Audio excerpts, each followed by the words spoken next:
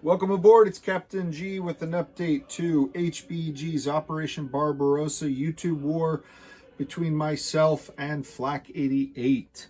It is the second half of turn 8, the German Axis turn of July and August 1942. So let's jump to the north.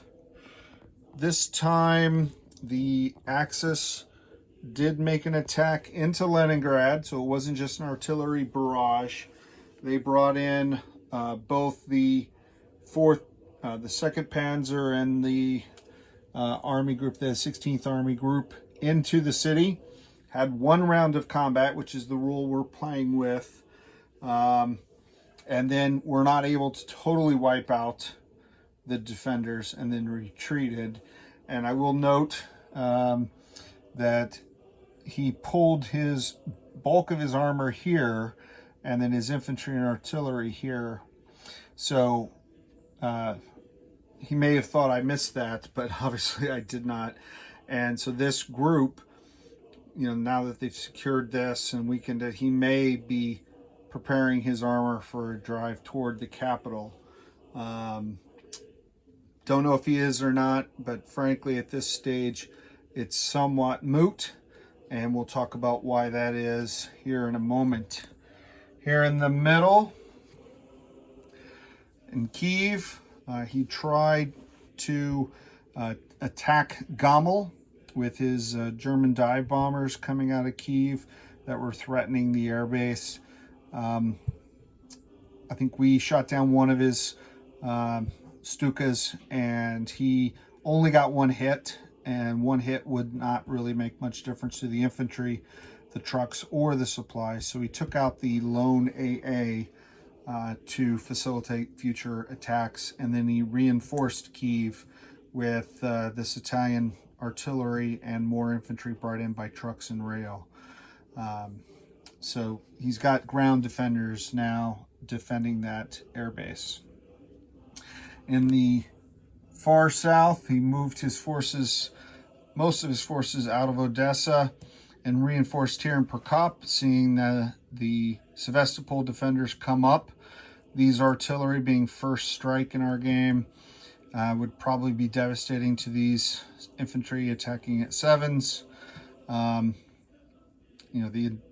attempt the Soviets were going for, although they had the wrong forces in the wrong places, were to come up out of Sevastopol and come here across and try to cut off lines of supply and reinforcements. But a little too late, didn't have the reinforcements, and I wasn't able to hold these guys over at Rostov-on-the-Don.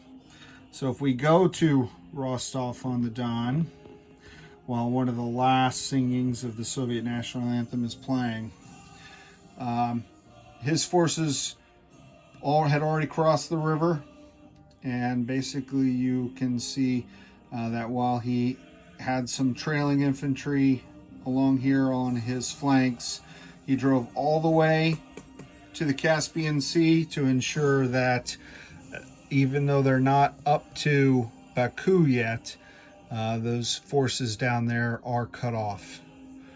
So he's got a large armor group here in the furthest eastern zone. Armor, I think it's 9 armor, 10 mechs, a fighter. He took heavy air losses out here with the raid he tried to do on Stalingrad. Here he's got the bulk of the Axis forces, Italian armor, Hungarian mechs, bunch of Italian infantry.